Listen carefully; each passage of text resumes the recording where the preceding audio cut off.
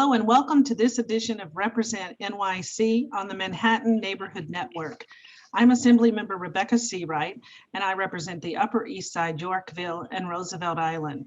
I'm chair of the Task Force on Women's Issues and a member of the Assembly Ways and Means Committee. We are joining you virtually with a community alert and a call to action regarding a proposed blood center tower project on East 67th Street.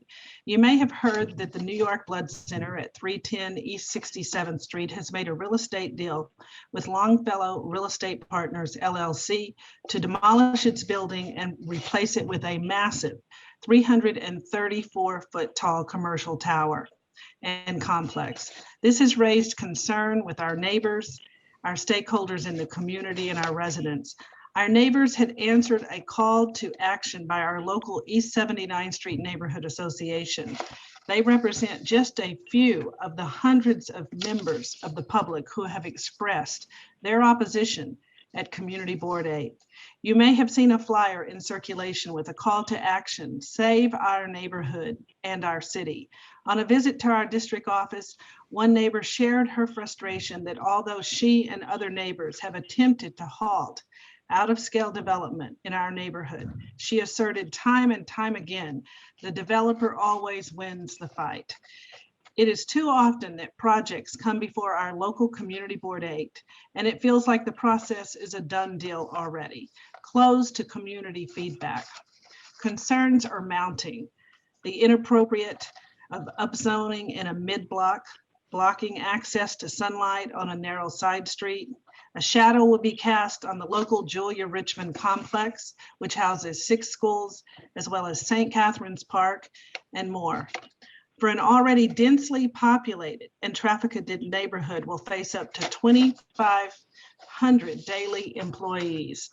For the threat to the safety, because these spaces have the potential to house biosafety level 3 BSL-3 labs intended to handle dangerous pathogens. We are joined by stakeholders today and experts on our neighborhood zoning who are fighting this ill-conceived project from moving forward. Today, we're going to lead off with Rachel Levy. She has held the position of Executive Director since December 2015. Prior to Friends, Rachel had experience working with the Municipal Arts Society of New York, the Landmark West, and the Park Slope Civic Council. She serves on the Board of Advisors of the Historic District Council and was recognized as a woman of distinction by our office, Assemblymember Rebecca Searight, and New York State Senator Liz Krueger in 2018. She holds dual MS degrees in Historic Preservation and Urban Planning from Columbia University's Graduate School of Architecture, Planning and Preservation, and a BA in Anthropology from Bryn Mawr College. So we welcome you today, Rachel. Thank you so much, Assemblymember. It's great to be with you. Our next speaker is Elizabeth Ashby. She's a 30-year member of Community Board 8. And when I served on Community Board 8, Elizabeth Ashby was a member and was someone that I would look to for advice on zoning issues and so much more. She is a coveted member of Community Board 8 for 30 years. And a 42-year Upper East Side resident. She is co-chair of Community Board 8's Zoning and Development Committee and has been an activist for preservation on the Upper East Side for decades. She advocated for the Silver Law, a zoning code that regulates the height of narrow residential buildings, and helped to expand the Carnegie Hill District and to preserve the height limits on Madison Avenue. Thank you, Elizabeth, for joining us today. Well, thank you, Assemblywoman, for holding this meeting, which is very necessary, and we're very grateful to you for it. Thank you. And our next speaker, Bill Angelos, is the president of his condo board on the Upper East Side at 301 East 66th Street and has been a solo practicing attorney for over a decade. He is responsible for creating the Eastsiders for Responsible Zoning. So thank you, Bill, for joining us today. Thank you, Assemblywoman Seawright, for organizing this forum and taking this issue so seriously, and the other panelists here today for their support. And would you like to say a few words to lead us off, Bill, about this project? Yeah, sure. Let me be clear. We're not here against the New York Blood Center. We truly support the Blood Center and their mission and contribution to life science. I've been living on the Upper East Side for over 20 years, which is adjacent to the Blood Center. The most disappointing aspect of this whole process is that we have not been consulted once by either Longfellow or their attorneys about this project. If you look at their latest iteration of this scheme, they're trying to rezone our building too. So as an out-of-state private developer called Longfellow wants to build what will be equivalent to a 33-story residential tower in mid-block that currently only allows up to 7-story, all in an effort to make a profit without any consideration to our quality of life. To get the scale or the scope of the building, my building is a 16-story building. It will be twice the height of the building I'm residing in. St. Catherine Park would be completely overshadowed if the building were to be built. It may potentially destroy the only park between the East River and Central Park. So the school located in Julia Richmond Education Complex, one of which teaches students with autism, will lose the ambient light that is proven to be important to their well-being. So there no consideration has been taken as to increase of congestion or other hazards on the block during and after construction is taking place. The Blood Center can build the tower as of right. The as of right will be guaranteed 230,000 square foot. At the proposed plan, they will be utilizing 206,000 square foot. So it is much more than they needed. Well, thank you, Bill. And Rachel, would you like to go next and give us a few remarks in perspective on the project? Sure, and I think Bill did a great job introducing the issues, as somebody who's lived on the block Yes. for all these years. And, for Friends of the Upper East Side, our perspective, is really about the zoning here and the importance of the mid-block zoning. And so I want to note that this site, as are most of the mid-blocks on the Upper East Side, are zoned R8B. That's a contextual zoning designation that was mapped in the 1980s and was meant to really recognize the special low-rise human scale character of the side streets of the Upper East Side. And so, even in areas of the Upper East Side that are not designated historic districts, which is most of the Upper East Side is not, but the R8B zoning has done a tremendous job of preserving the low-rise character and really the special kind of community feeling of all of our side streets. This would be the first rezoning of an R8B district since that was mapped in the 1980s. And so I think it's impossible not to look at this as a precedent-setting development that would undoubtedly pave the way for other development on the mid-blocks of the Upper East Side. Thank you, Rachel. And Elizabeth, would you like to give us your perspective? Our committee has held several meetings on this subject. 200 to 300 people show up and to share their concerns with us, and we have found their concerns all justified. And the community board has found that the area is correctly zoned. It's R8B, which we worked on to protect the scale, character, and livability of these narrow side streets, the mid-block.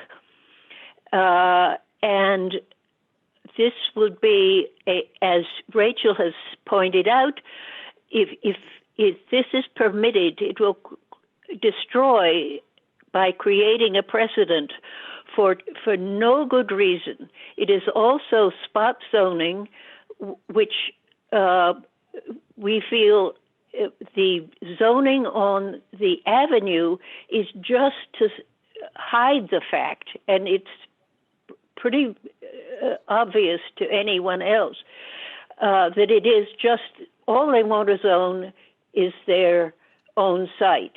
They added this little piece along so that it doesn't look like spot zoning, but it is. The people have shared all the adverse, or almost all of the adverse effects this tower would bring, the traffic, the shadows, putting a school in shadow all day. I think that all these adverse impacts prove that we're right on the zoning that we have, prove that we were right on getting it, and I hope that the city will wake up and turn this ridiculous and damaging proposal down. Thank you, Elizabeth. And, we're hosting this show today because we're calling for a call to action for the city to wake up on this project and prevent it from going forward. But Rachel, can you tell us why this project, you believe, is so controversial and why Friends of the Upper East Side Historical District is helping to lead the fight against it? Sure. I think there are a lot of reasons why this project has really incited the opposition of people so broadly in the community. And I think it has to do partially with the scale. So it's just incredibly massive for the Upper East Side in general, and even more so when you think about the fact that this is on a narrow side street. The lot itself, it goes through from 67th to 66th Street. So it's a through block building currently. And the building that they're proposing would take up, as does the current building, the entire footprint. But by rising 334 feet, it would also be incredibly dense. So you're talking about not just an incredibly tall building for its location, but also one that is dense and bulky and therefore creates a huge amount of shadow. So, the impact on the park that's been talked about, the impact on the schools across the street, the precedent-setting nature of it, and then the fact, I think, that in terms of the process, there has been a clear disregard for the community and a lack of transparency that I think is really concerning. One example of that is the inclusion of the BSL-3 labs, as you mentioned at the beginning. And, these are biosafety level 3 labs. That's a classification by the CDC. And it's something that the city's own Board of Health has cited would have catastrophic consequences, and that's a quote, if an incident were to occur in such a facility. And so, we really have to question the wisdom of putting such a facility on a residential side street. And then, process-wise, this wasn't disclosed in the scoping process, the initial environmental review process. And so it only came about, we only learned about it really in a presentation that they gave to Friends where it appeared on a slide and we started to look into this issue. I mean, I'm a historic preservationist and an urban planner, and I knew nothing about biosafety labs. So it's been a learning curve for me as we've learned about the really kind of scary public health impacts of potential, things that are handled in these labs, the level of security that they require, and the fact that that was not disclosed properly just raises lots of red flags about not only what the impact will be, but also what else we don't know about this project. Right, and it's just so important to have complete transparency to our associations, our community, and our residents. And that's something that this whole project has really lacked from the beginning. But Elizabeth, will you tell us more about what's happening on Community Board 8 at that level and how people can get involved? What are the upcoming key dates and who is participating? Well, I hope that they will come to all our meetings. We've welcomed we also, I will say a bit ironically, we invited the Blood Center to send a representative to our last meeting, but unfortunately they were not able to do so. And I think that one of the things that we've been able to do is to bring this to the public, because I can't say that they've been all that transparent. The biosafety level 3 was not something that we were information we were provided with. This was something that we and the public and Friends and everybody dug out. So we did not feel that the original scoping session was all that revealing. We don't have confidence that we're getting the full picture yet. And I think that the best thing that I think the community is doing a wonderful job organizing. I think Friends is doing a wonderful job organizing. And I think that's what we can do, is bring it to the attention of, we didn't have to bring it to your attention, you found it out too, but to all the members of the city council who will at one stage vote on it, and participate in the process. It is now in what's called the Uniform Land Use Review process, which has a clock on it. And whenever there is a public hearing, I hope that the members of the public will go and make their case, which is, in my humble opinion, a very easy case to make. This is a disaster, and it's a joke that we should have to defend a mid-block like this. Okay, thank you. And Bill, what are the stakes of our neighbors who live here on the Upper East Side surrounding the Blood Center? And how will your neighbors be impacted by this development? With the proposed tower, it will change the characteristic and the quality of life of the neighborhood. I've lived in this neighborhood for over 25 years. I enjoy walking on the side streets between the avenues to see the characteristics of the 5-story building. Some of this building over 100 years old. And also is to walk away from the avenue into this side street, away from the noise of the traffic as well. And furthermore, I'm able to recognize some of the residents in my block as well. And you have with the proposed tower, you would cast a shadow as well to St. Catherine Park. We will be detrimental to the community, being St. Catherine Park as the only open green space on the Upper East Side between the East River, the Central Park, 59th Street Bridge, and 75th Street. So it will be extremely detrimental, and being St. Catherine Park is slightly over an acre and cast a shadow up to 4 or 5 hours a day. It will be just detrimental to the community. And let's be realistic. Anyone would rather have a sunlight. What is the sunlight without a park? Yes, absolutely. And especially in this time of a national pandemic, we need to shed more sunlight as people start to, get out of their apartments and fill our parks. And with the announcement this morning from the mayor that we're looking to July 1st as a 100% getting back to normal with openings. And so it's now important more than ever. But before we end the program today, I'd like to ask each of you to leave us with a final thought on what our neighbors can do to help. And if we could hear comments from all three of you. Rachel, let's lead off with you. What kind of call to action are you requesting from neighbors who want to be helpful and oppose this devastating project to the neighborhood? Sure. I mean, if I can, I would just say that, Friends is taking a leading position in fighting this. We've retained an attorney. We're working with other professionals to kind of amplify our case. So supporting your local organizations is important as ever. And really turning out at opportunities for public comment, of which there will be many coming up. The first one is the community board hearing on May 12th. And, if there will be many meetings, and it's important to sustain interest in this. And, it's going to be a long fight because this is something that the mayor wants, but it's something that, the community clearly is against. And so I think that needs to be taken seriously. All right. Thank you, Rachel.